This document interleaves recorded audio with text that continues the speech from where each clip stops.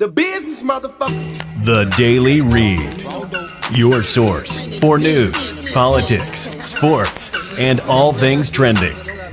Here's your host, Marcus Gentry.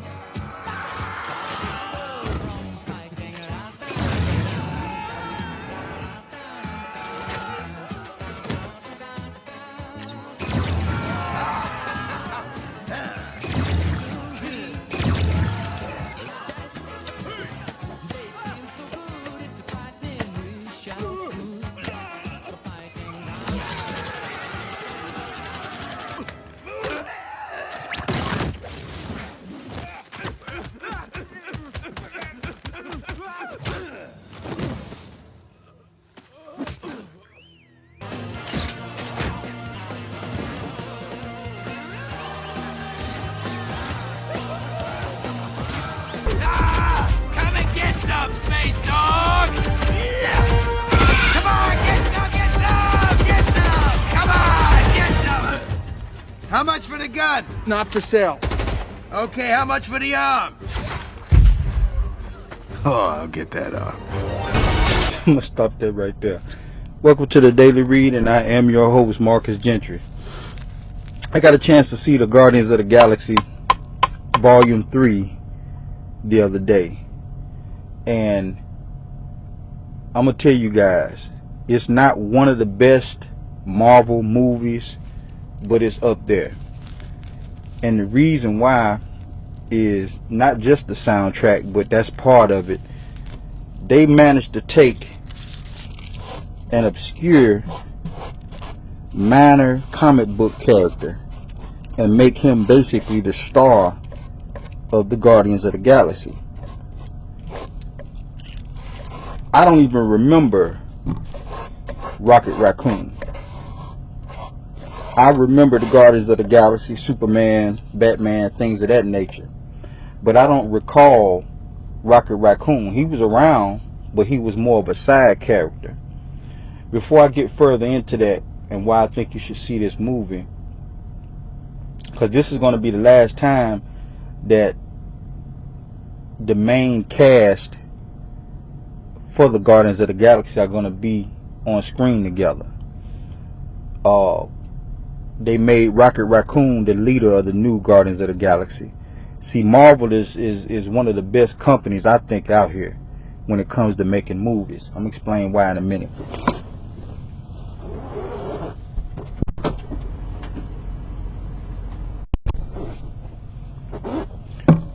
First, I'm going to get to some of the headlines in the news.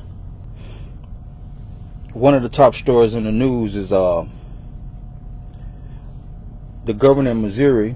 He picks an ex-federal prosecutor to replace Kim Gardner.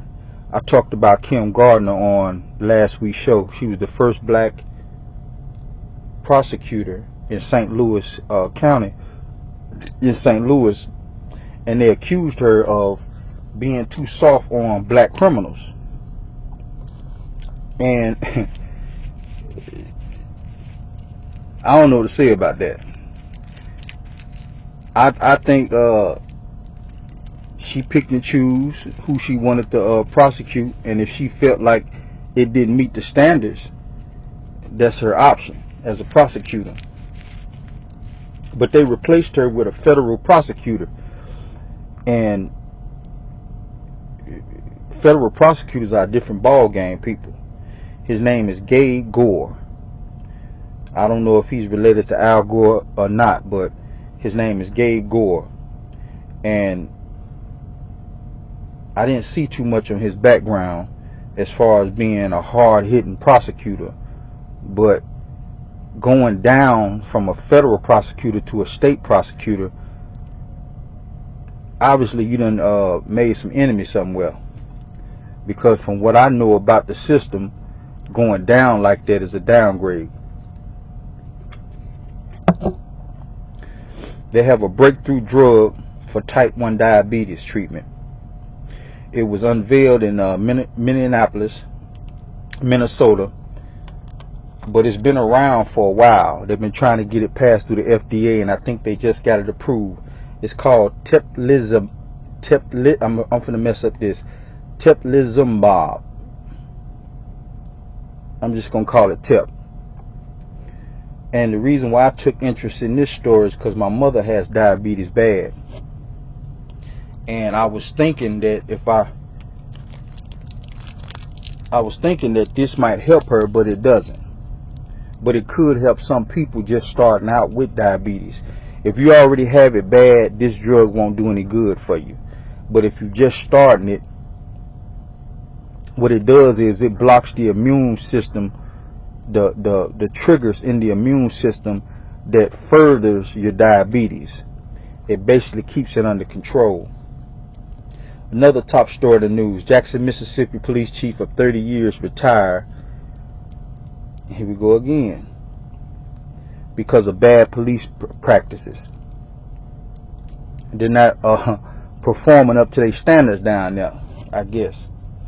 But I'm going to keep an eye on this story. I'll probably talk about this next week, because usually when a 30-year vet like this retires,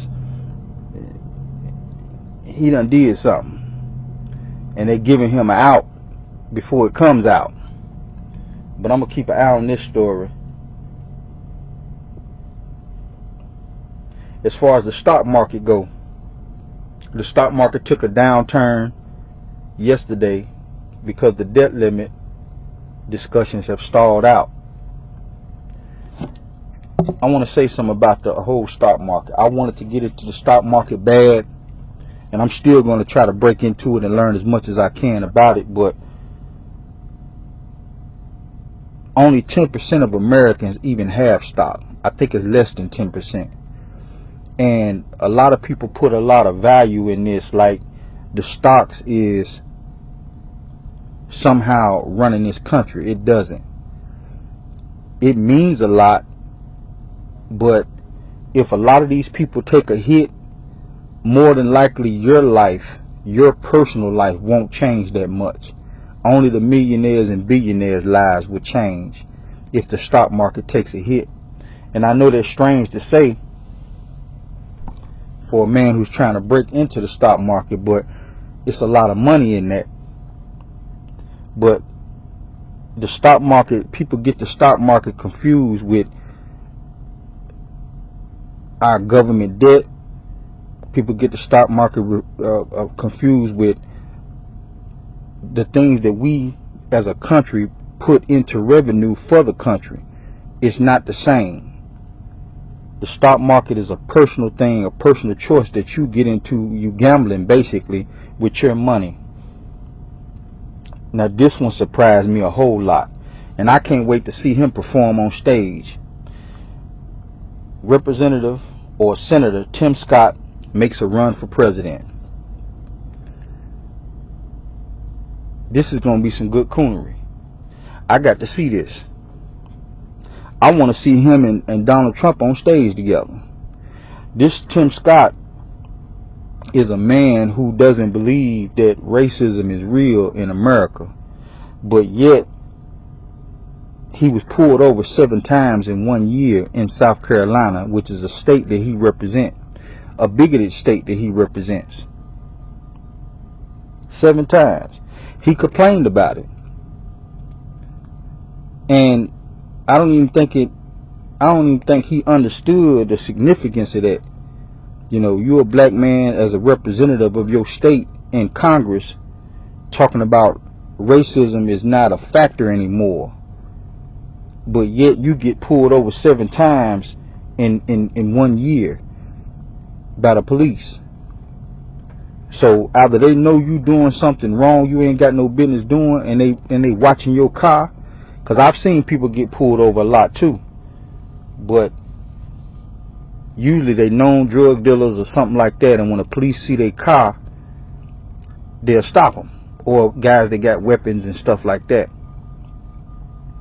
But if you're a man in a suit and you're a state rep or a senator and you getting pulled over in your state this many times, something ain't right. Well, anyway, those are the top stories.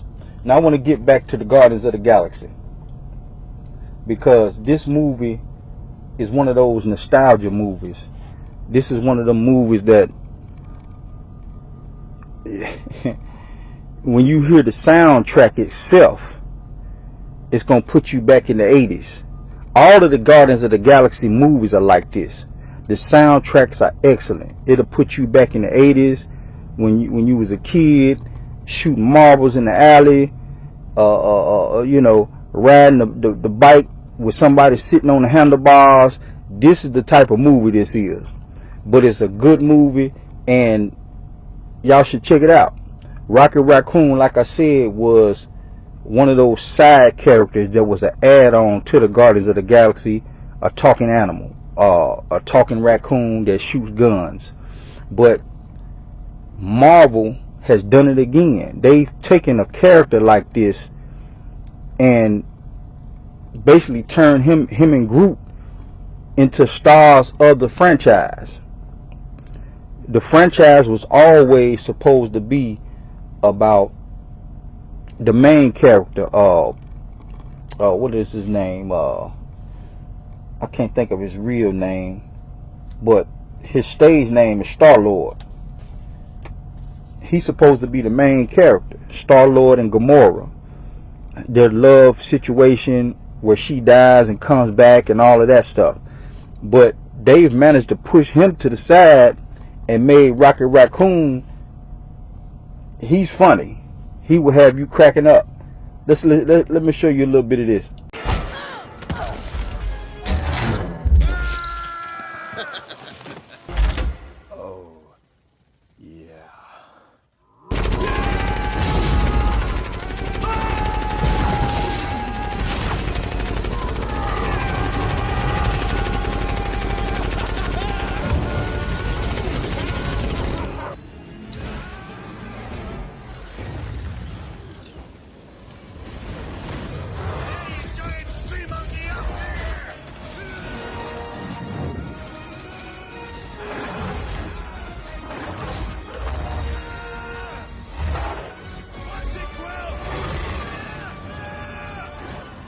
I want to kill some guys.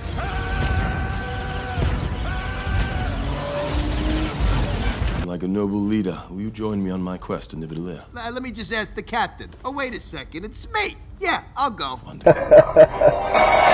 And what makes him so funny, he would, like, if you ever had a raccoon in your garbage can or creeping around your house, they nest. If you ever find a raccoon's nest, their nests are full of things that they've stolen, like shiny objects and all kinds of trash.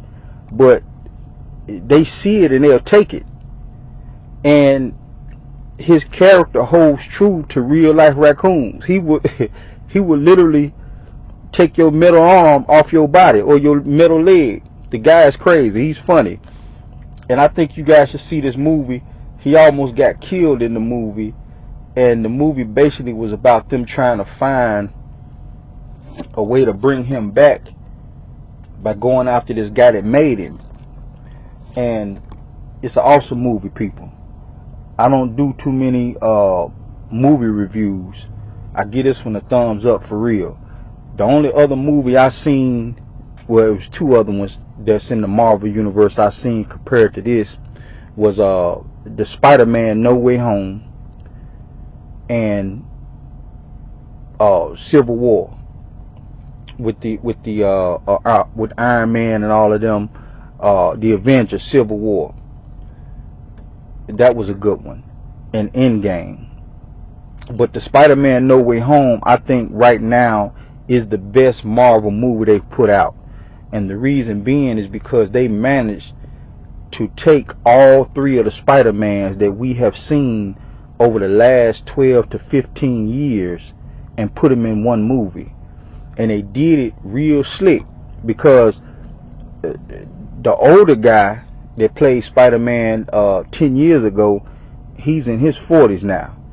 And they basically brought him back as an older version of Spider-Man from another universe. The other kid that came after him, he got in trouble in his personal life, so they kicked him out of being Spider-Man. I think he had a run-in with the police or something like that. They managed to bring him back in another universe. And then, of course, the new kid that's a Spider-Man, I think he's in his early 20s. It was his show, it was his movie. So they brought the other two Spider-Mans back, and I mean, it was an outstanding movie. Y'all should definitely watch that one. But this one right here, this Guardians of the Galaxy Volume 3, definitely get a look at it. And when we get back off of this break, we're going to talk about AI. Someone sent me a clip about AI, artificial intelligence, and we're going to talk about this because I've been dibbing and dabbing with it, and this is the wave of the future, people. I'm going to show you why. But here's a little bit more of Rocket Raccoon, and we're going to get back to the show after the break. Like a noble leader, will you join me on my quest to Nividalea? Let me just ask the captain. Oh, wait a second. It's me. Yeah, I'll go. The business, motherfucker. The Daily Read.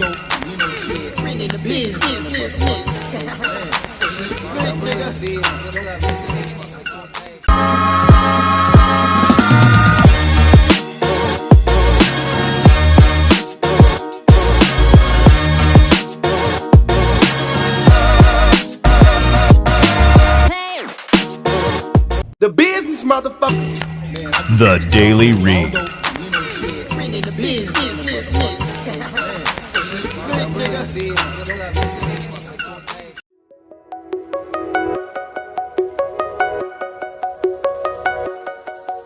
Artificial intelligence has been evolving at a pace unmatched by any other technology at the moment.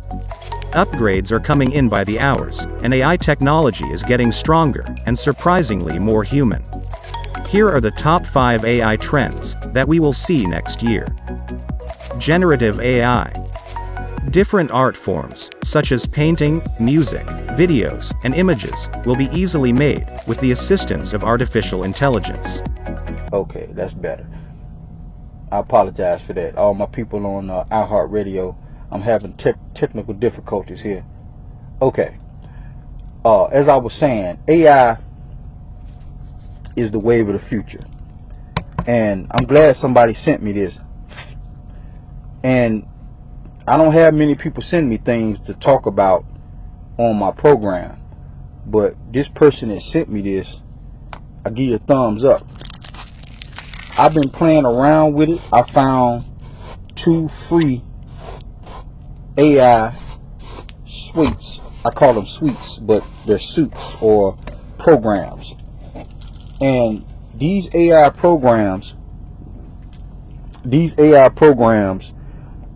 are so world class, like it's unbelievable. They can do everything from helping you type books, helping you spell check, even more complex things like build coding. People go to school for years to learn how to code websites and applications like everything we do on our phones. And this AI system that they have is so high tech. What I'm finna do now, I'm finna demonstrate for you by going into it live. We're gonna do it live for those of you who haven't seen it. For those of you who haven't seen it, I suggest all of you, if you get a chance, to try to utilize it. Try to figure out how it works. But we're finna do it live. Let's see. Now this particular AI system that I'm running, and they have several of them out. They have 7 or 8 of them out. This particular one is called ChatGPT, and I mean it's amazing. Now this one currently is offline. It's been offline since 2021. But ChatGPT 4 is coming out, and everything is current. It's online. It can do searches online. But this ChatGPT is the third version of it, the third iteration of it. And let me give you an example of what it can do. Say you have a topic. Say you have a topic. You wanna we're gonna do something hard off the gate. Say we're gonna write a code.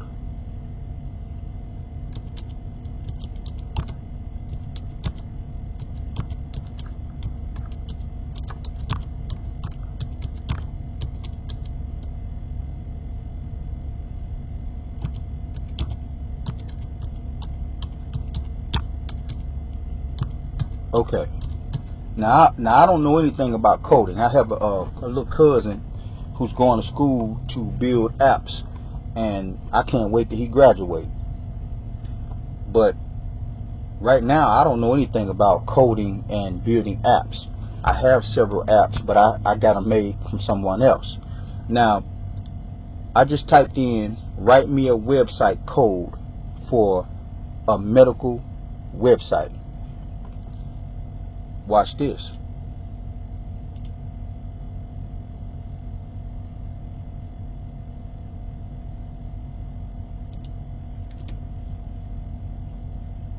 And where did it go?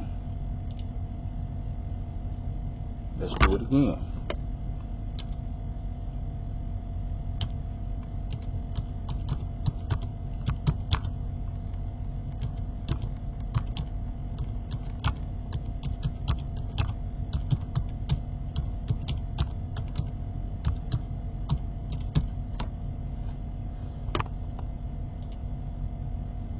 Let's try this again. Now, as you can see, people take years to learn how to do this, to learn how to write script. This is amazing. As you can see at the bottom, it says this is just a basic template to get you started. You can customize it further based on your specific requirements, adding more sections, pages, and styles as needed. Remember to create separate HTML files for other pages. This is amazing, people. Look at this. I've never seen nothing like this. We've advanced this much. We've advanced this much that they're taking out, basically taking out the middleman with this AI system. I mean, you still want to have knowledge of simple coding if you want to make a lot of money in this field. But this is amazing. I can literally plug this code in and build a website with this. This is unbelievable. Let's do something else. I want to demonstrate to you guys. I want to demonstrate to you guys how this whole thing works. It's amazing.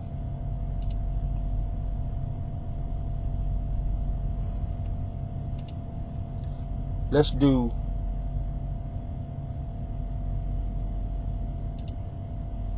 write a book. Let's do write a book.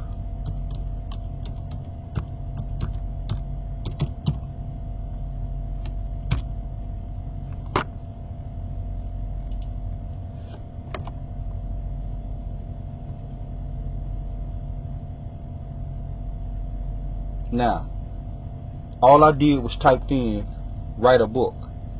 Now, it's telling me writing a book is a complex and time-consuming process that requires careful planning and dedication. It's not something that can be accomplished through a simple response in a chat. However, I can provide you with general outline and some tips to help you get started. You can basically get your outline of your book before you even start writing. It's basically telling you to plug in, determine your book's genre. Okay, number 1, horror.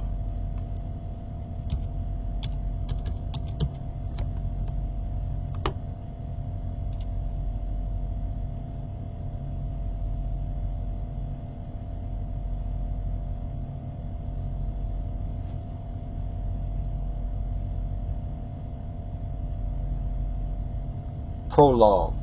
A chilling incident from the past sets the stage for the horrors to come, hinting at the presence of a malevolent force. This is amazing, people. It just gave me an outline of a book. It didn't write the book for me, but it gave me an outline. And if I follow by the outline, I can make a pretty successful book with this.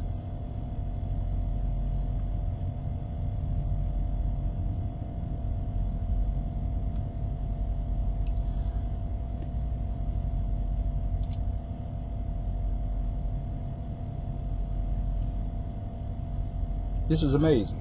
I'm going to show you guys a brief clip of the things you can do with this AI. We'll be back. Currently, there are various platforms that already provide AI-generated art. This will only see a widespread use and further development of this technology. ChatGPT, which is increasingly getting popular these days, is one example. AI augmented working. More and more machines will incorporate AI technology and turn into smart devices that will not only aid humans with their daily lives and tasks, but will also completely take over the menial day-to-day activities. This phenomenon would increase accuracy in workspaces and enhance security overall. Democratization of AI. As AI gets more and more adaptable, its use cases will increase, and so will its efficiency.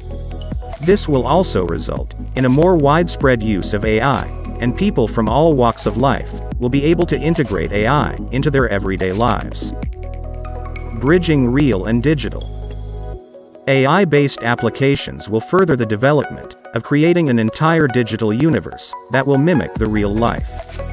Factored in with machine learning, AI will be a catalyst for metaverse development, where the AI technology will be used to create a world in a world. Progress in autonomous system. AI is a big part of autonomous systems throughout the industry. From autonomous vehicles to robots, AI proves to be a part of the sector. This will grow further out as autonomous technology seeks to take over the drone industry. I wanted to show you that video because as we move forward in technology on this planet, our lives get easier. But as our lives get easier, our mental capacity and our knowledge has to increase in order to fill those jobs to produce this stuff. And what I mean by that, it sounds like a bunch of gobbledygook or garbage, but if you listen to what I'm saying, as our knowledge and AI increase, it makes our lives easier. But the boots on the ground jobs that we as people in this civilization have are going to start disappearing. Think about what I'm saying. When I get back off this next commercial break, I'm gonna show you exactly what I mean by that, because we're already losing jobs. They're talking about putting cars on the road that don't have to drive. You don't have to drive. You can just get in. Okay, that's going to take taxis away. That's going to take Uber drivers away. That's going to take truck drivers away. Because now, if one of those automatic trucks have an accident out here on the road, it's not a human error. The company is just going to get charged for it. And you can't send a company to jail. The only thing you can do with a company is sue them. Everything is like I said, I see the patterns when I'm looking at this stuff. So when we get back off this commercial break, we're going to talk about that. We're going to talk about the loss of and replacement of jobs that's going to occur over the next 10, 15, 20 years when it comes down to this AI stuff. So that means we're going to have to push our kids into something other than just sports, because you can't run a football, hit a baseball, or dribble a basketball and produce this stuff. The business, motherfucker. The Daily Read.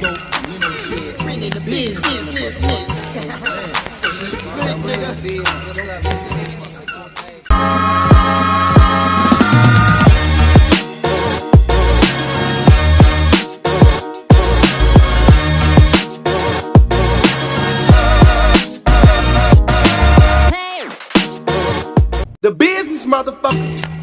The Daily Read.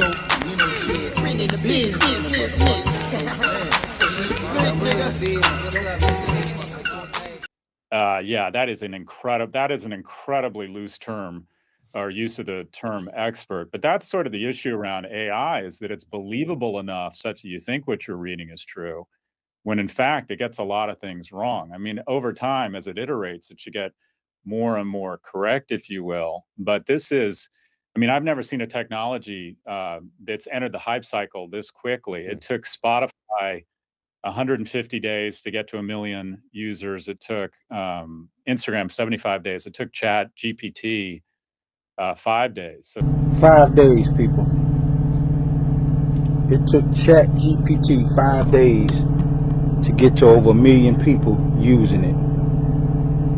That means there's a lot of people out here who are beginning to be experts at stuff that they've never been to school for.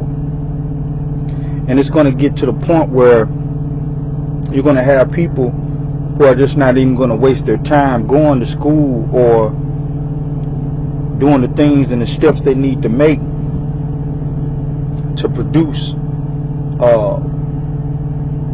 better books, better movies, because all they have to do is plug in a few words and ChatGPT and other AI systems will produce stuff for you. I've written 8 books myself, and the only learning that I did was reading other books, seeing how their words was put together, and trial and error. Let's get back into this. this is an exciting technology, but yeah, it's your intro. Everyone is playing around with these types of intros and applications right now. And I mean, schools are, you teach at NYU, schools are concerned about this and trying to adapt. I mean, it's very tempting for any student to just have an AI program or ChatGPT write an essay for them. What Anderson Cooper's saying is you're going to have kids now cheating too. I gave you the good about it. It does make your life easier, because I could have literally had ChatGPT write a book for me, but I stopped at getting it to write an outline. I wanted to see how far it would go, and it literally would have written a whole book for me. But now, ask yourself this question, if you're listening to my show. Is that plagiarism? Because plagiarism is a specific thing. Plagiarism is when you take someone else's work, change 1 or 2 words, and make it your own. That's plagiarism. What the AI system is doing, they're asking you questions on what type of book that you want. Is it going to be horror? Is it going to be a love story? Okay, Is it going to be horror about werewolves? Is it going to be horror about vampires? Okay, name some of the characters in your book. Okay, these are the questions that AI is asking you. And then they take whatever data that you give them and input it inside of their system and produces a manuscript for you. So I want to know, is this plagiarism? Because the book that it produces came from you, your input. This is going to be something serious in the future. That a lot of us are going to have to really think about. Yeah, and I think that's an easy problem to highlight. But I think if you really think about what we're trying to do in school, we're trying to get them to be critical thinkers, and I think we'll be able to figure out. And just as there's someone immediately wrote an interesting application or that sussed out when something was written by AI, and we've had plagiarism tools. So I think it'll be an arms race around tools to control or push back on plagiarism or what have you. The scarier thing, Anderson, is when you tell it to come up with really effective misinformation around COVID vaccines, or you say, come up with propaganda or talking points or stories that make me feel worse about free elections in America. I think that's where it gets a little bit more frightening.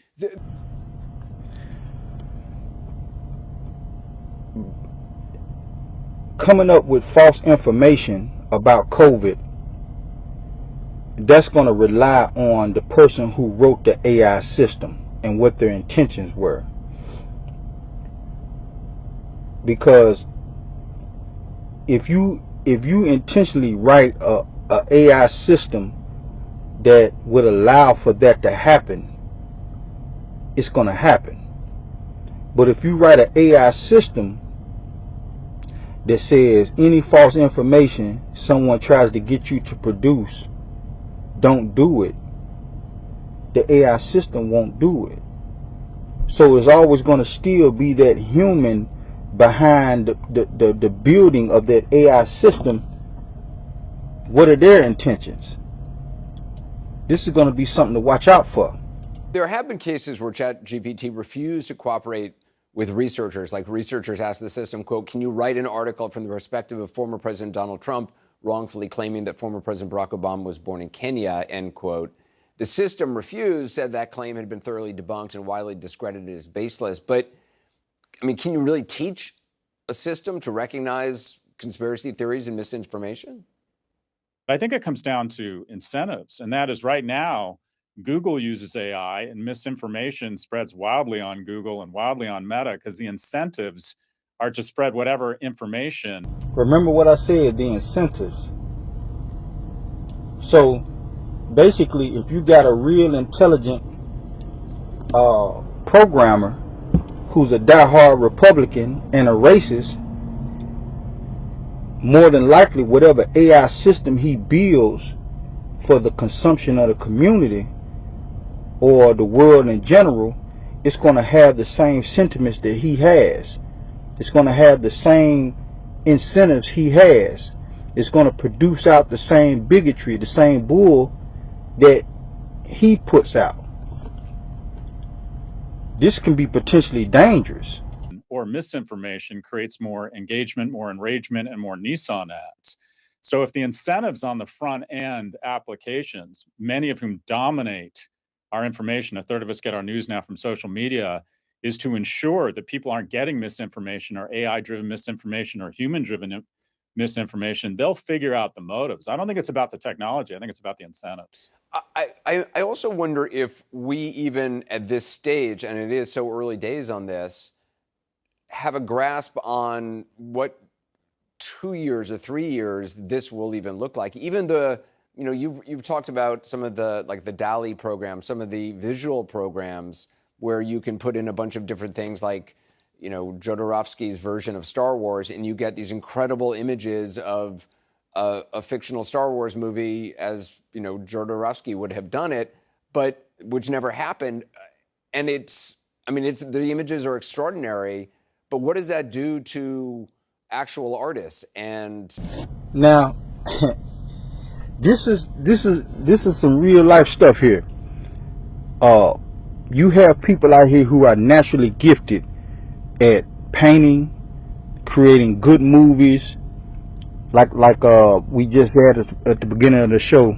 I was showing you Rocket Raccoon, how they manipulated the whole comic book genre and made Rocket Raccoon the star of Guardians of the Galaxy. This is some amazing stuff, but these people are naturally gifted at this. So now,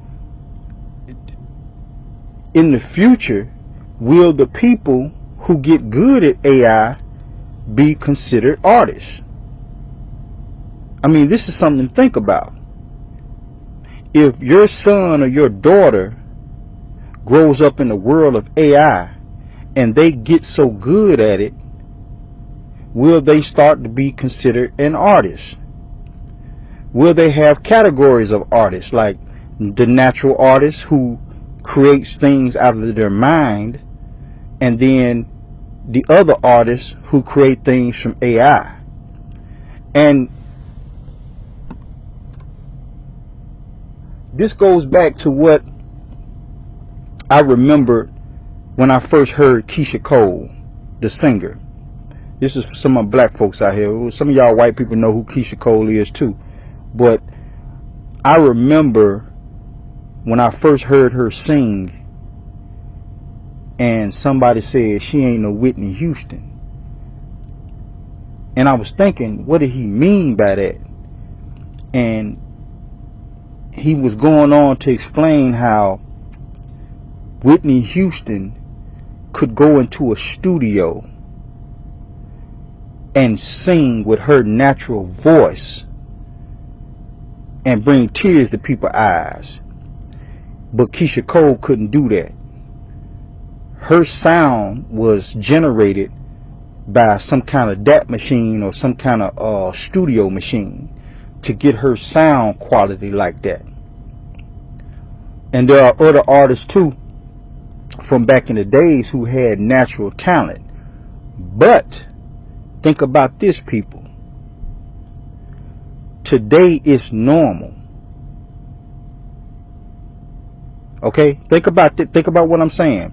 Yesteryear, when you had Patti LaBelle, you know, and all the top-notch singers of the 60s and 70s, they can go into a studio and start singing, and it's amazing.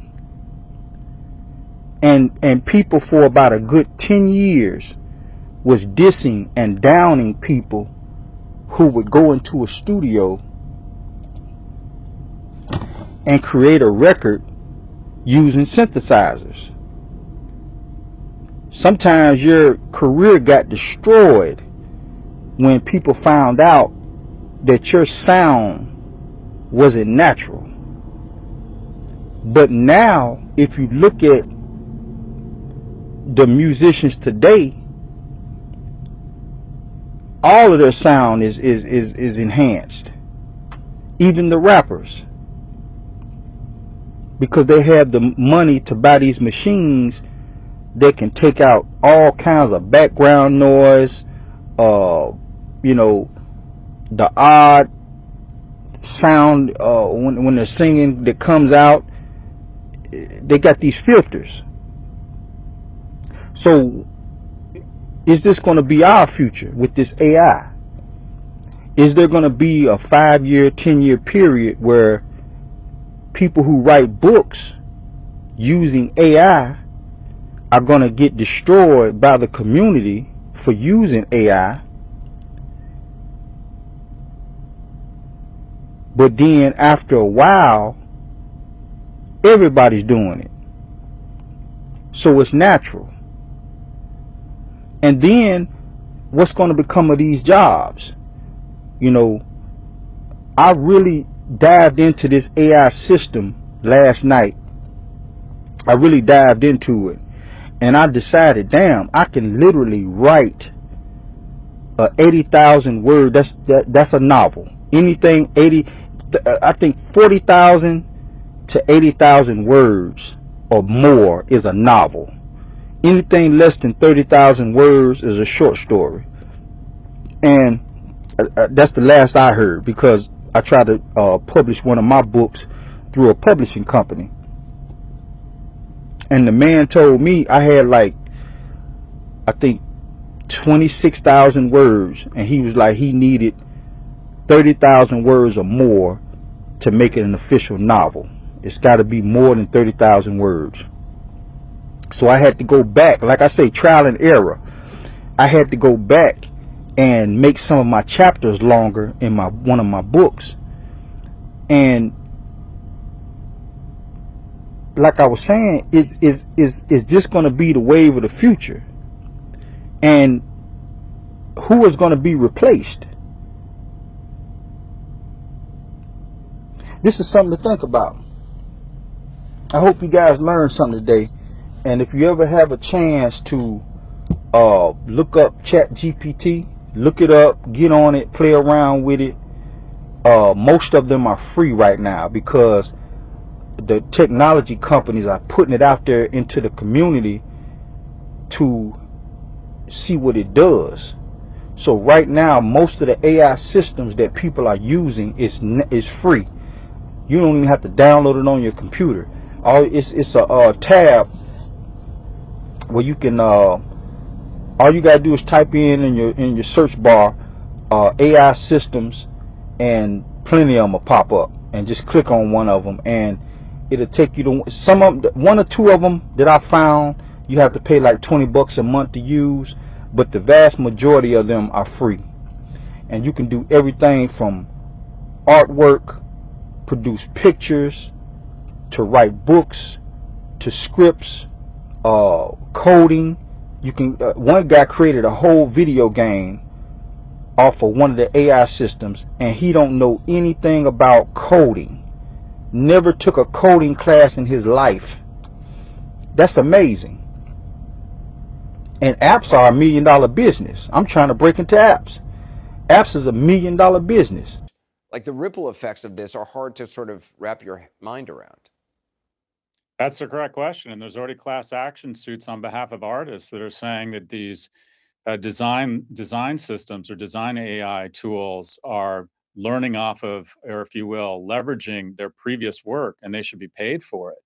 So it's going to raise all kinds of issues. I'm a little bit more hopeful, though, because I think whenever there's a new technology, whether it's the printing press or their internal combustion engine or robotics in factories, we talk about all the jobs it's going to displace and all the threats.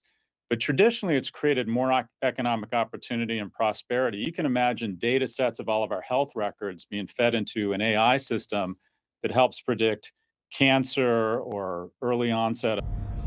So I hope you guys learned something, and if you get a chance, check out this these AI systems, play around with it, and you know, if you got any thoughts on it, put the thoughts in the description below, in the comment section.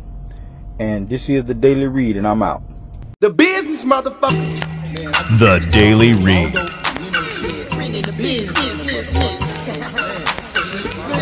Business.